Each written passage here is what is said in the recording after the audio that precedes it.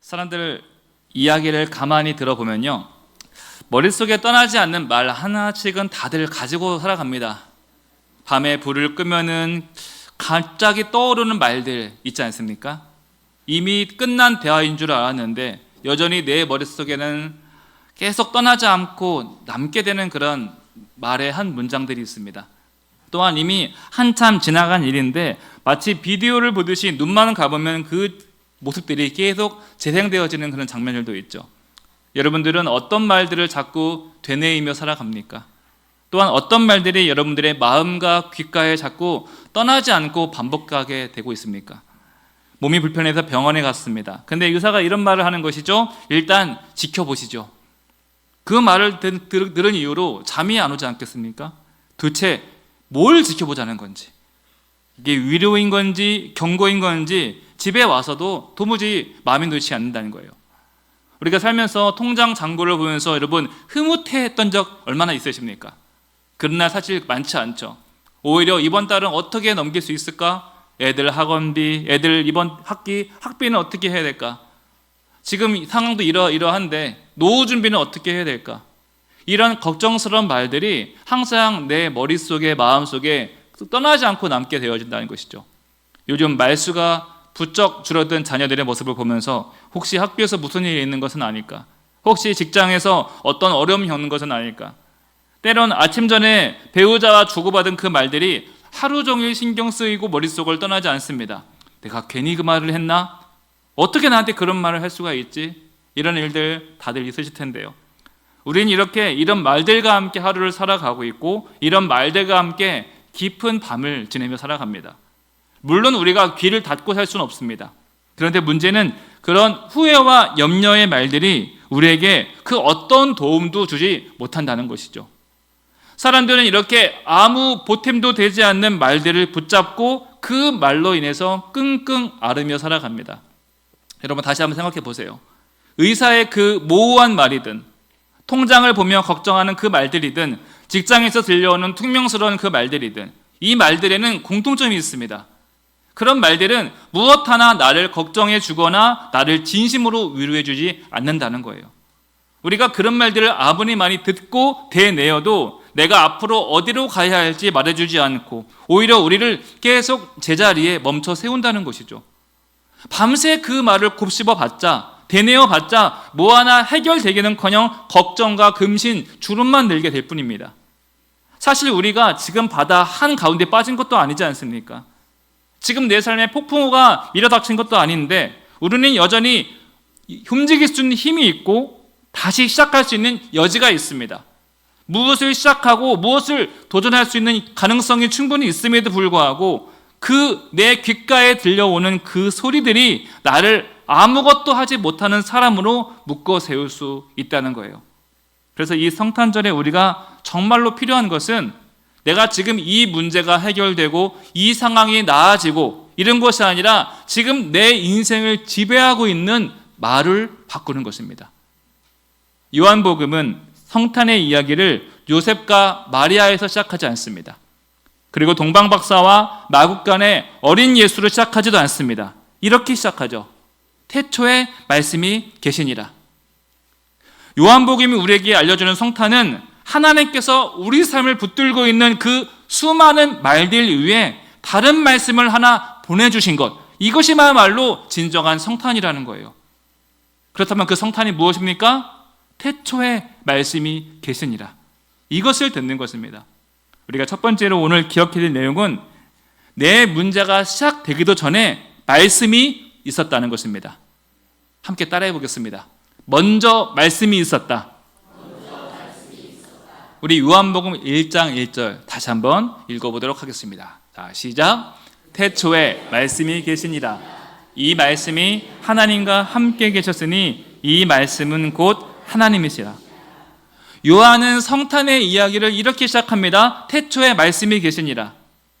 여러분, 우리는 문제가 생기고 나서 상황이 꼬이고 나서 그제서야 하나님께 찾아갑니다.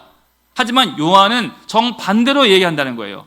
문제가 먼저가 아니라 하나님의 말씀이 먼저 우리 삶에 와 있었다는 거예요.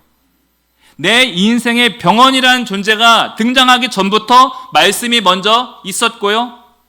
우리가 통장 잔고로 스트레스 받기 전부터, 관계가 어긋나기 전부터 하나님의 말씀이 우리 인생 가운데 이미 있었고, 그 말씀은 지금도 여전히 우리 귓가에 계속 말씀하고 계신다는 거예요. 여러분, 이 내용 다시 한번 기억했으면 좋겠습니다. 병원에서 일단 지켜봅시다 라는 말을 듣기 전에 나는 너희를 치료하는 여호와라, 이 하나님 말씀이 이미 우리 옆에 와 있었다는 거예요. 여러분, 의사의 말은 아무 감정이 없습니다. 그저 사진 하나 보고 검사 결과 보고 영혼 없이 하는 말이에요. 그러나 하나님은 우리 인생을 어떻게 보십니까? 사랑의 눈으로 바라보시면서 우리를 향해 위로의 말씀과 치료의 말씀을 전해주고 계신다는 거예요. 그렇다면 여러분, 우리가 어떤 말에 귀를 기울여야 되겠습니까? 우리가 이번 달은 어떻게 넘기지? 이런 생각을 하기도 전에 내가 너와 함께 할 것이다, 여호와는 나의 목자시니 내게 부족함이 없으리로다, 이 말씀이 이미 우리 옆에, 우리 인생 가운데 놓여져 있었다는 거예요. 여러분, 살다 보면은 관계 속에서 속을 긁는 소리를 누가 할 때가 있어요, 없어요? 아무도 없나요? 있습니다. 여러분, 하지만 그럴 때에도 믿는 자는 수치를 당하지 아니하리라. 내가 너를 결코 홀로 두지 아니하겠다, 이 말씀이 이미 내 옆에, 내 앞에, 내 뒤에 나를 붙들고 있었다는 거예요. 무슨 말입니까? 사람의 말은 그 순간뿐입니다. 아무 능력이 없습니다. 그저 스쳐 지나갈 말들이고 우리가 굳이 기억할 필요가 없습니다. 그러나 하나님의 말씀은 이미 내 인생에 와 있는 말씀이고 영원토록 우리를 붙들고 있는 말씀이라는 거예요. 이것이 바로 성탄의 메시지입니다. 그래서 요한이 말합니다. 태초에 말씀이 계시니라. 여러분, 이 말은 이 뜻이에요. 내가 하나님을 알기도 전에, 내가 하나님을 믿기도 전에 이미 말씀은 존재해 있었고 지금도 그 말씀이 나를 둘러싸고 안위하고 있다. 이것이 요한복음 1장 1절 말씀이라는 거예요. 그래서 여러분, 성탄은 문제가 해결된 날이 아닙니다. 문제 해결과는 아무 상관도 없어요. 문제보다 먼저 계셨던 말씀이 다시 들리기 시작한 날입니다. 여러분, 문제보다 먼저 계셨던 말씀을 기억하고 기념하는 날이 바로 성탄의 축복이라는 거예요. 그래서 여러분, 우리가 성탄 예배를 마치고 집에 돌아가면서 병원에 가게 되든 통장 앞에 서게 되든 나를 힘들게 하는 사람의 말을 듣게 되든 우리는 이 순간 이렇게 말할 줄 알아야 됩니다. 내 삶에 문제가 시작되기 전에 하나님의 말씀이 먼저 계셨다. 나를 괴롭히는, 나를 아프게 하는 그런 말들이 내 귀에 들려오기 전부터 하나님은 이미 나에게 말씀하셨다. 아멘이십니까? 요한복음 1장은요, 우리가 여기까지 볼 수 있도록 우리를 인도해 준다는 거예요. 우리는 상처에 대해서 쉽게 말을 합니다. 어떻게 나한테 그런 말을 할 수가 있어? 어릴 때 받은 상처가 있습니다. 나는 크면서 칭찬 한번 받지 못하면 컸어요. 자꾸 그 사람이 나에게 긁는 소리를 해요. 이런 소리를 할 수 있죠. 그러나 이런 말에 매여서 나 스스로 묶어둘 것이 아니라 나에게는 나를 사랑하시는 전능하신 하나님의 말씀이 있다. 이 고백과 선포로 살아가는 저와 여러분 되시길 축복합니다. 우리가 두 번째로 기억해야 될 것은요, 그냥 말씀만 전해진 것이 아니라 그 말씀이 우리 인생 가운데 찾아왔다는 것이죠. 함께 따라해 보겠습니다. 그 말씀이 우리에게 오셨습니다. 요한은 14절에서 이렇게 이야기합니다. 우리 14절 말씀 함께 읽어보겠습니다. 시작. 말씀이 육신이 되어 우리 가운데 거하심에 우리가 그의 영광을 보니 아버지의 독생자의 영광이요 은혜와 진리가 충만하더라. 말씀이 육신이 되어서 그냥 전해지는 말, 문자 하나가 아니라 육신이 되어서 우리 인생 가운데 찾아오게 되었습니다. 여러분, 이 문장이 성탄의 핵심이고 우리 인생의 가장 큰 위로이자 축복임을 믿으시길 바랍니다. 여러분, 이 말씀이 중요하고 위대한 이유는요, 하나님은 멀리서도 이야기할 수 있었어요. 그리고 누군가를 시켜서 무언가를 설명할 수도 있었습니다. 그런데 하나님은 설명하지 않고 직접 우리에게 찾아오셨다는 거예요. 하나님은 누군가 하나를 시키지도 않고 직접 우리에게 오셔서 말씀하시고 직접 위로하시고 우리 인생 가운데 함께 참여해 주셨다는 겁니다. 여러분, 이것이 바로 성탄의 핵심인 겁니다. 산타클로스, 루돌프 사냥, 이거랑 아무 상관없습니다. 하나님이 우리에게 찾아오셨다, 직접 오셨다. 이것이 바로 성탄의 가장 큰 핵심이라는 거예요. 왜일까요? 왜 하나님께서는 찾아오셨습니까? 우리 인생을 해결책을 주시기보다 하나님께서는 우리와 동행하는 것을 선택하신 겁니다. 우리는 늘 기도합니다. 하나님, 제발 이 문제 도와주세요. 제발 이거 해결해 주세요. 이 기도대로 천사를 시키든 저 멀리서 능력을 발휘하시든 도와주시고 해결하실 수 있으시지만, 하나님께서는 어떻게 하십니까?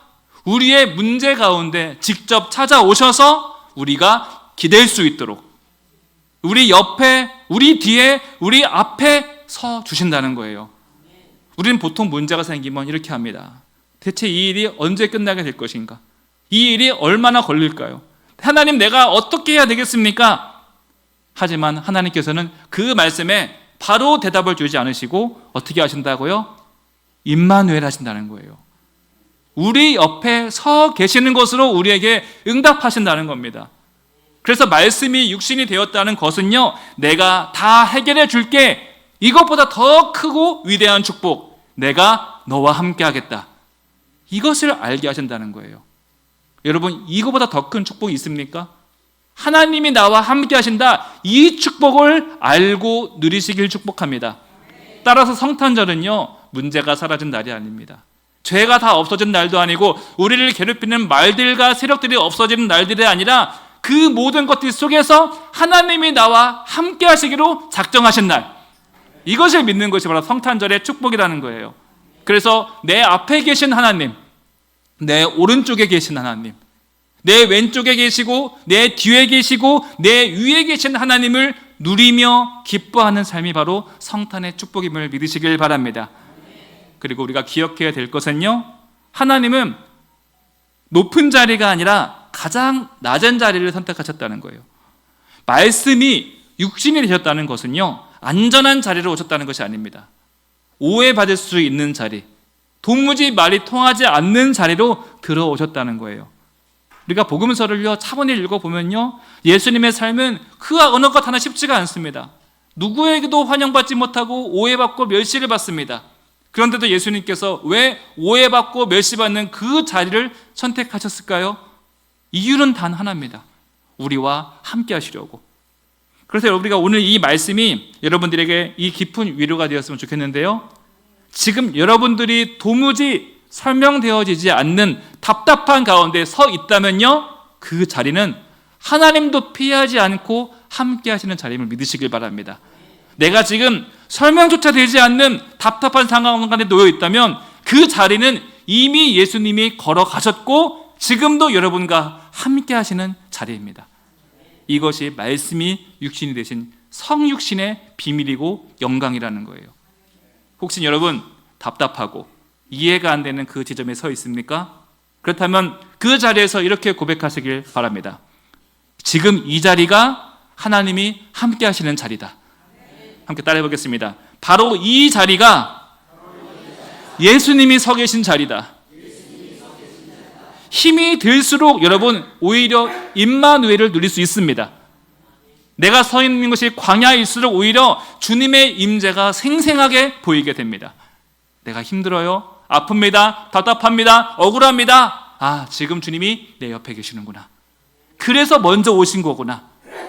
이 성육신을 믿으시길 바랍니다. 그래서 성탄 예배를 드리는 사람은요, 인생의 질문이 바뀌게 되는 거예요. 내가 이 문제를 어떻게 해결해야 될까? 내가 이 상황에서 어떻게 뭘 해야 될까? 이것이 아니라 이 문제를 누구와 함께 걸어갈 것인가? 질문이 바뀌는 거예요. 내가 이 역경을 어떻게 처리해야 될 거가 아니라 내가 이 역경을 누구와 함께 걸어가야 될 것인가? 사랑하는 성도 여러분, 임마누엘 하나님이 지금 이 순간 여러분과 함께 하심을 믿으시길 바랍니다. 그리고 그 믿음으로 우리 인생에 설명되어지지 않는 그 자리도 예수님과 함께 계심을 믿고 믿음으로 걸어가시길 축복합니다. 말씀 맺습니다. 우리가 붙들고 있는 수많은 말들이 있습니다. 밤새 고민하게 하고 아프게 하고 흰머리와 주름만 늘게 하는 그 말들, 무엇 하나 우리 인생 도와주지 못합니다. 어떤 대답도 주지 못합니다. 오히려 우리를 그 자리에 멈춰 세울 뿐입니다. 그러나 성탄은 그 시끄러운 말들 위에 하나님의 말씀이 내 인생에 들어온 사건입니다. 그 말씀을 여러분 언제나 귀하게 여기시고 육신에 대해서 찾아오신 주님의 그 말씀을 언제나 귀담아 들으시길 축복합니다. 함께 따라해 보겠습니다. 하나님이 나와 함께 계시니 나는 혼자가 아닙니다. 하나님이 나와 함께 계시니 나는 멈추지 않겠습니다.